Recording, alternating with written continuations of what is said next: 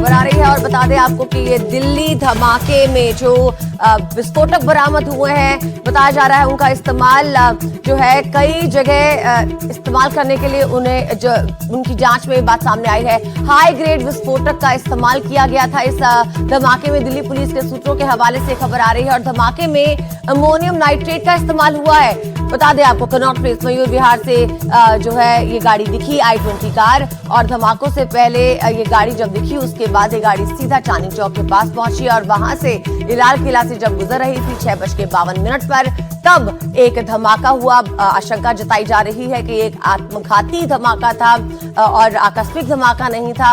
और इससे सारी जुड़ी रिपोर्ट्स हमारे संवाददाता लगातार आपको दे रहे हैं। हमारे साथ मुकेश अभी भी जुड़े हुए हैं, पल्लव हमारे साथ जुड़ गए हैं। पल्लव, अब ये बताइए कि कोई समय सीमा तय की गई है रिपोर्ट देने के लिए FSL की और NIA की? देखिए, ये साफ तौर पे उनसे कहा गया है कि जो रिपोर्ट है, क्योंकि दिल्ली पुलिस ने एक रिपोर्ट जो है वो गृह मंत्रालय को सौंप दी है और अब गृह मंत्रालय ने NIA को साफ तौर पे कहा है कि जो रिपोर्ट है उसकी जल्द से जल्द जांच करके जो है उनको सौंपा जाए। हालांकि कितना समय लगेगा ये तो अभी तय नहीं है, लेकिन ये जरूर कहा गया कि जल्द से जल्द इस पे कार्रवाई की जाए। तमाम जो सबूत जुटाए गए उसके आधार पर पहले एक प्राथमिक रिपोर्ट दी जाए और उसी के आधार पर जो है ये माना जा रहा है कि जो है जो रिपोर्ट है NIA, वो एक प्राथमिक रिपोर्ट जो है NIA वो जल्द से जल्द जो है वो गृह मंत्रालय को सौंपेंगे और उसके बाद ही जो है कई बातें निकलकर सामने आएंगी। जी पल्लव, लेकिन इस एक और खबर इससे जुड़ी हुई और ये कहा जा रहा है कि हाई ग्रेड का इस्तेमाल किया गया है, कितनी संभावना है इसकी?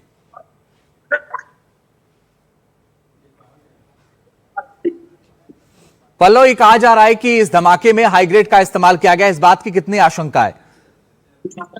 देखिए, क्योंकि लगातार जांच हो रही है तो कई ऐसे बातें निकलकर सामने आ रही है, क्योंकि विस्फोट कितना भयानक था, कितना खतरनाक था। तो ये कहा जा रहा है कि ये जो विस्फोटक पदार्थ था ये हाई ग्रेनेड का था और ये पूरी योजना थी कि जो है एक बड़ी घटना को जो है ये इशारा कर रही कि बड़ी घटना को अंजाम दिया जा सकता था, क्योंकि जो अब तक जो फॉरेंसिक जांच चल रही है उसके बाद जो है कई बातें निकलकर सामने आई कि जो जहां पे घटना के बाद जब शव भी जो है मौलाना आज़ाद मेडिकल कॉलेज पहुंचे थे तो वहां पर भी ये निकलकर सामने आया। जो वहां के फॉरेंसिक एक्सपर्ट थे उनका भी कहना था कि जो डेड बॉडीज मिली है उनके जो उस पर और उनके जो कपड़े हैं उस पर जो पदार्थ मिले हैं वो साफ तौर पर बताते हैं कि ये कोई सामान्य पदार्थ नहीं थे, ये कोई सामान्य विस्फोटक पदार्थ नहीं थे, उस पर कोई स्प्लिंटर नहीं मिला है। तो उस पर उन्होंने साफ तौर पे कहा कि जब हमने उनसे बात की तो उनका साफ तौर पे ये कहना था कि ये कोई नए तरीके के विस्फोटक पदार्थ थे, कई भयावह पदार्थ थे जिसने जो है पूरी घटना को अंजाम दिया। और यही वजह है कि जिन लोगों को की इसमें मौत हुई है, जो लोग घायल हुए हैं, उन्हें बहुत गंभीर उनकी स्थिति हो गई है। कई लोगों को जो है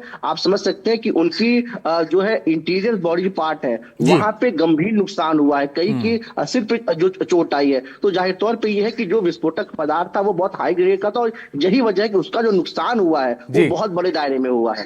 हाँ जी, चलिए पल्लव, बने रहिए, हम लौट रहे हैं आपके पास। मुकेश हमारे साथ लगातार बने, साथ ही जया कौशिक भी हमारे साथ LNJP अस्पताल जुड़ गए हैं। जया, बताइए क्या अपडेट है इस वक्त जिन लोगों का वहां इलाज चल रहा है?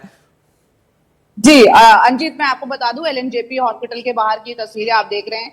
यहाँ पर सीधा आप जाएंगे तो ये इमरजेंसी वार्ड बिल्कुल सामने पड़ता है, जहां पर जो ब्लास्ट के विक्टिम्स हैं वो एडमिट हुए हुए हैं। और यहाँ पर ये भी बताया जा रहा है कि ऑफिशियली फिगर जो है डेथ वो हालांकि 9 है, लेकिन जो सूत्रों के हवाले से खबर मिल रही है वो संख्या थोड़ी बड़ी भी हो सकती है, 12 या 13 भी हो सकती है। वहीं घायलों की संख्या है जो वो 20 से 22 बताई जा रही है। कुछ की हालत गंभीर है। कल मैं कैसे तैसे इमरजेंसी वार्ड के नजदीक पहुंची थी, एक डॉक्टर ने बिना अपना नाम बताए इस शर्त पर ये बताया कि जो भर्ती है वहां पर ब्लास्ट के विक्टिम्स, उसमें कईयों की हालत जो है क्रिटिकल है।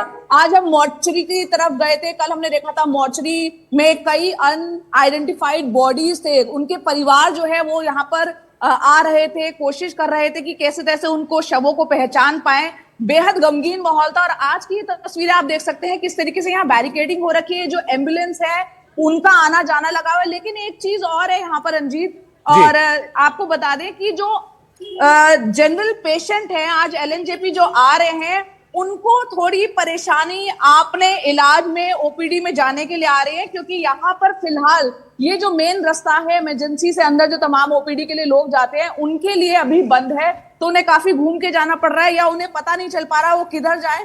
तो थोड़ा सा एक हॉचपॉच आम पेशेंट्स के लिए फिलहाल यहाँ पर देखने को मिल रही। चलिए जी, आप बने रहिए, हम लौटेंगे आपके पास। और मुकेश सिंह सेंगर हमारे साथ लगातार हमारे साथ तंजीत, उनसे भी जाने थे। मुकेश, हम गाड़ी के बारे में जानकारी समझना चाह रहे थे। गाड़ी i20 जिसका इस्तेमाल हुआ इस धमाके में, उसको लेकर क्या जानकारी सामने आ रही है?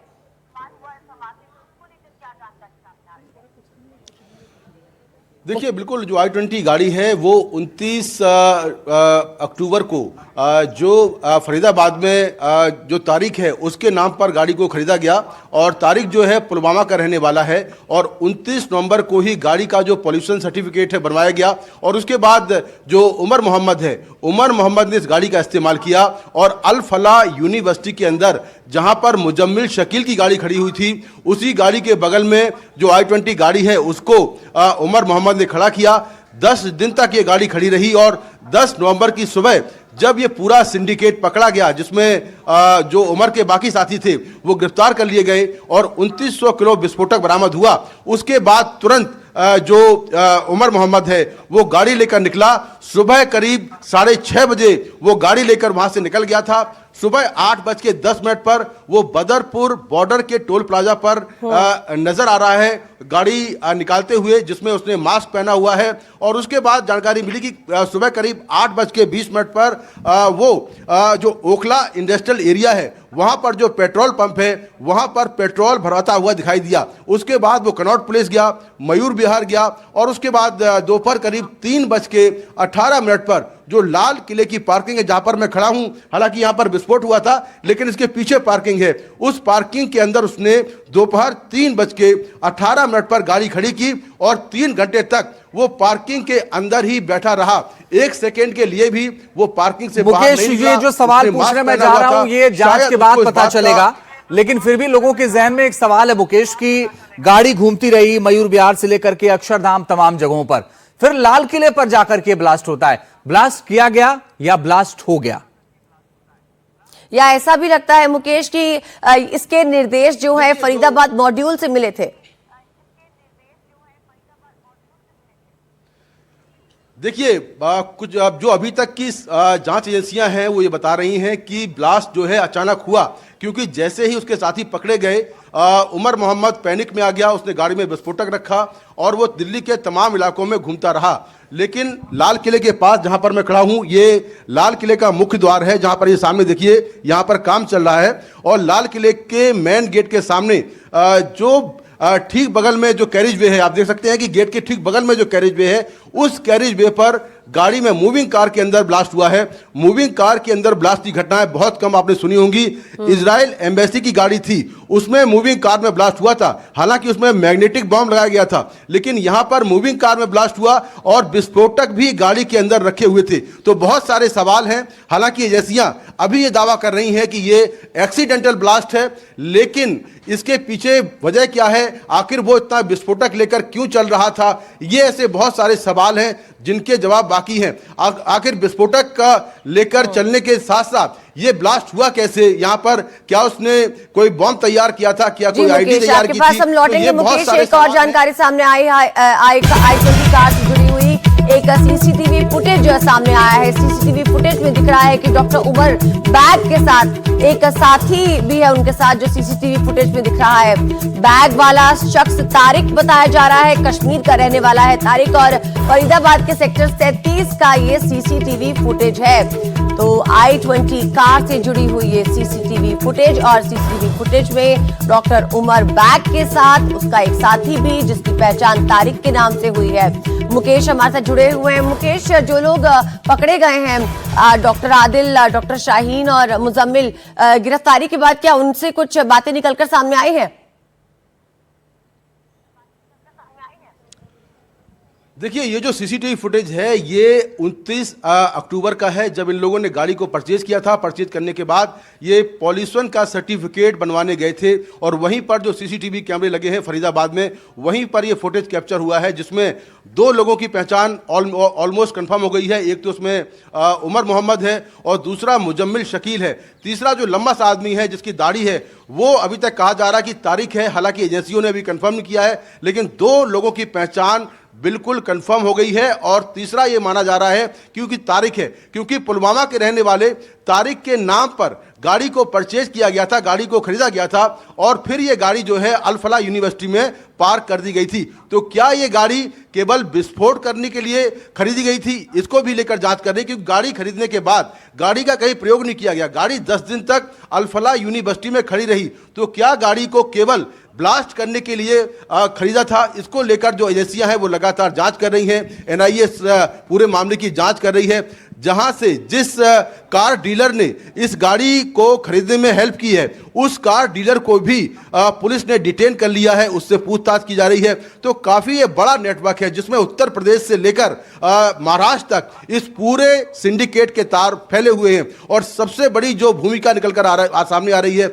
जो सबसे इस ग्रुप में जो सबसे एक्टिव मेंबर थी वो थी डॉक्टर शाहीना, जो कि उत्तर प्रदेश के लालबाग की रहने वाली थी। और वो सीधा मसूद अजहर की बहन जो उसके संपर्क में थी और उसको भारत में जो जैसे मोहम्मद की जो महिला विंग है जमात उल मोमिनात, उसका इंडिया का हेड उसको अपॉइंट किया गया था और उसको एक काम दिया गया था कि वो यहाँ पर महिलाओं को भर्ती करे, महिलाओं को जिहाद के लिए मोटिवेट करे और जैसे मोहम्मद से जोड़े। तो ये बड़ा काम उसको दिया गया था। और दूसरी बात यह है कि जो स्विफ्ट गाड़ी थी शाहीना, मुकेश आप बने रहिएगा, हम लौट रहे हैं आपके पास। एक बड़ी खबर आ गई है, वो भी दर्शकों को बताना जरूरी है। बताते हैं दिल्ली धमाके में इस्तेमाल कार पर यह बहुत बड़ा खुलासा हुआ है। 10 दिन अल फलाह यूनिवर्सिटी में कार खड़ी थी, जैसा कि मुकेश बता रहे थे। 29 अक्टूबर से 10 नवंबर तक ये गाड़ी खड़ी रही और 29 को ये गाड़ी परचेज की गई थी, जिसका सीसीटीवी हमने आपको दिखाया। और ये वो तस्वीर जब बदरपुर का जो टोल है उसको पार करते हुए गाड़ी सीसीटीवी में कैच हुई थी। और रवीश हमारे सहयोगी ज्यादा जानकारी के लिए इस वक्त जुड़ गए हैं। रवीश, बड़ी बात यह है कि गाड़ी खरीदी जाती है, उसका पोल्यूशन कराया जाता है और उसके बाद 10 दिन तक यूनिवर्सिटी में गाड़ी खड़ी रहती है, उसका इस्तेमाल ही नहीं होता और अचानक से उसका इस्तेमाल हो जाता है।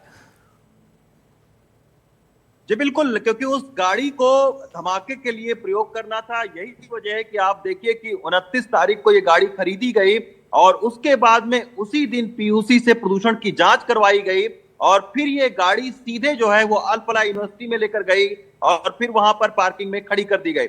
और जो कल पूरे यहाँ पर हरियाणा पुलिस के लोग, दिल्ली पुलिस के लोग और तमाम सारी जो एजेंसियों के लोग यहाँ पर आए हुए थे, उन्होंने सारी गाड़ी कहाँ पर खड़ी थी, किस गाड़ी के बगल में खड़ी थी, सीसीटीवी फुटेज जो है वो सारी चीजें अल फलाह यूनिवर्सिटी से लेकर गए थे। और जैसा कि आपको पता है कि जब ये मॉड्यूल पकड़ा गया तो आप देखिए कि 13 तारीख तक यानी 13 नवंबर तक जो है वो मुजम्मिल ने किराया भी भर रखा था। यानी 13 नवंबर से पहले जो है वो इस गाड़ी के जरिए दिल्ली और अलग अलग जगहों पर धमाका करने का इरादा था।